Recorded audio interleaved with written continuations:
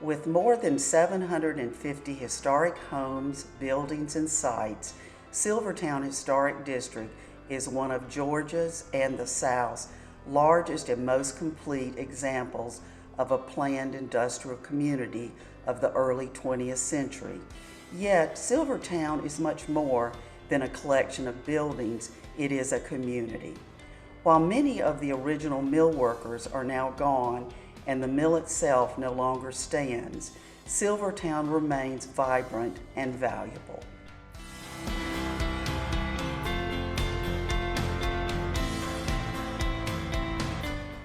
The story of Silvertown begins well before the construction of the mill, its houses, stores, roads, and community facilities. Georgia's textile industry began to flourish during the period of Reconstruction following the Civil War, and the industry's success caught the attention of established manufacturing enterprises in the North, many of whom took on interests in textile facilities in the South.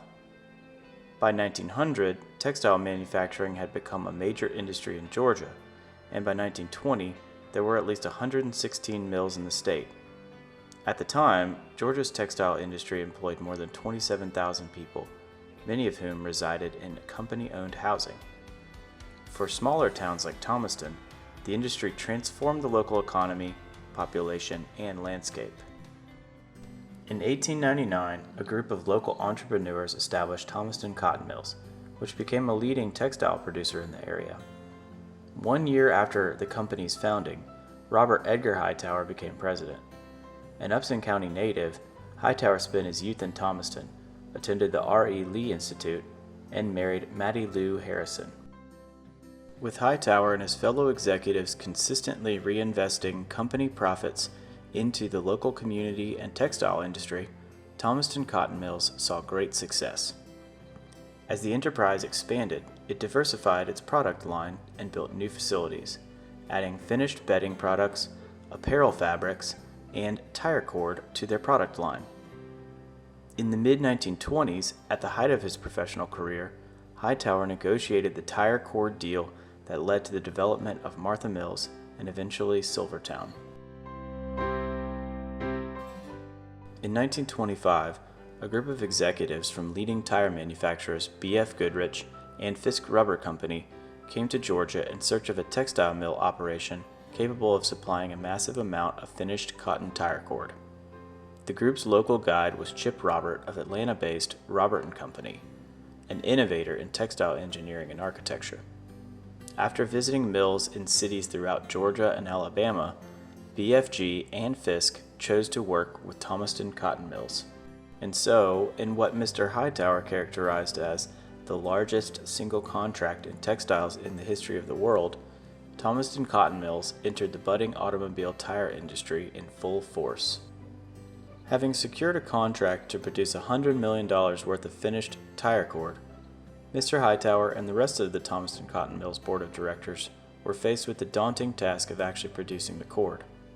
Existing facilities were quickly put to use making cord, but the executives knew that a new mill would be necessary to satisfy the prescribed demands.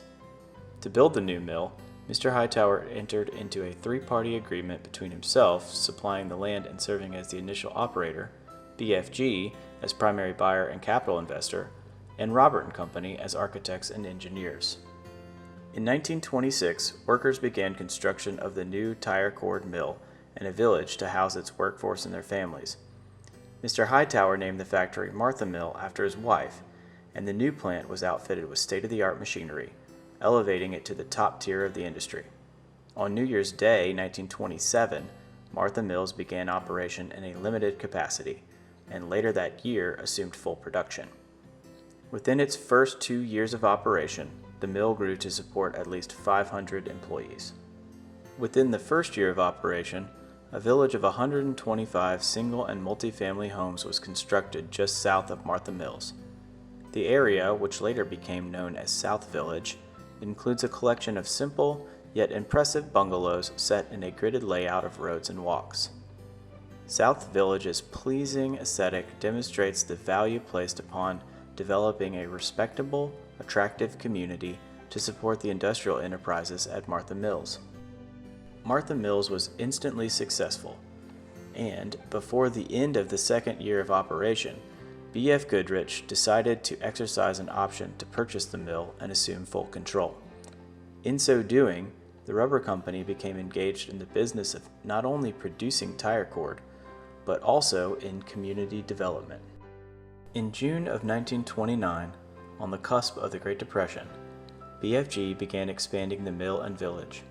They named the community Silvertown after its most popular line of automobile tires at the time. Within 6 months, BFG added 2 huge additions to the 3-story mill, making Martha Mills the largest plant dedicated exclusively to manufacturing tire cord in the world. The mill's striking Art Deco exterior, as designed by Robert & Company, emphasized BFG's embrace of modernity.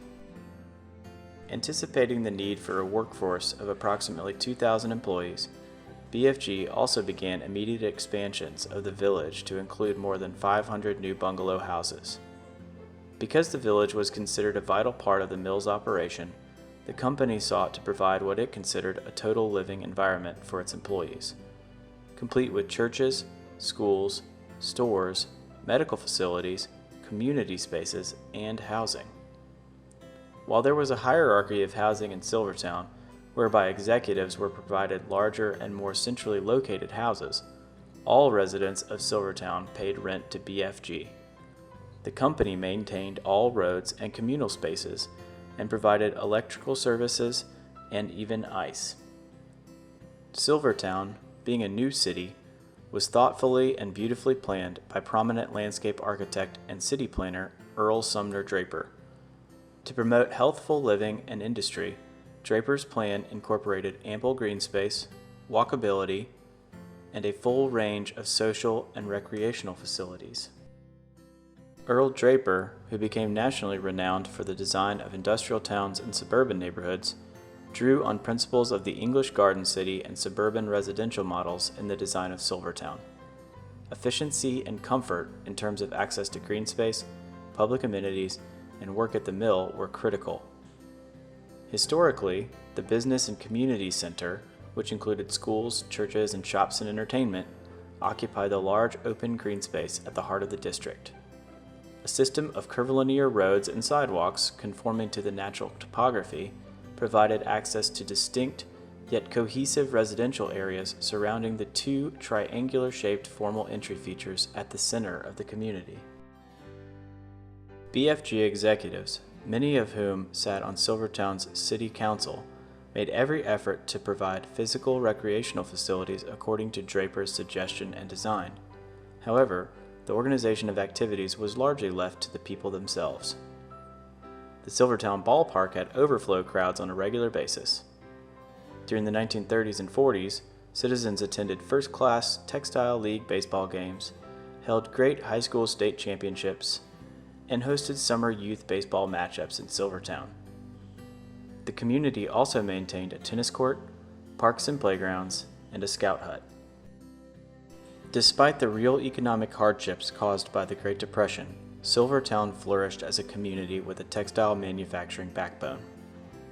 During the 1930s, BFG added an additional 50 homes in the West Village area, growing the district to its present-day size.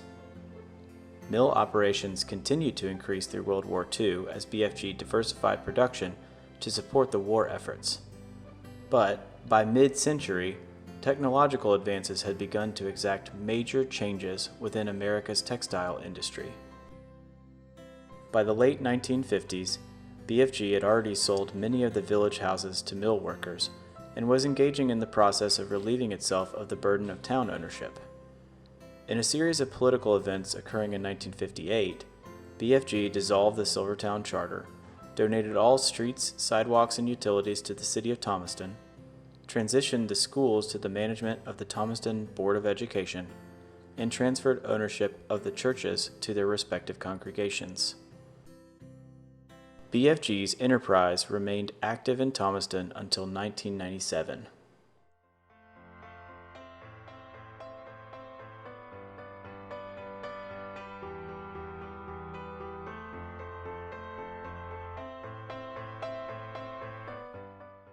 Over the past decade, most of the buildings associated with Martha Mills and B.F. Goodrich have been demolished, with the original boiler house and stack remaining.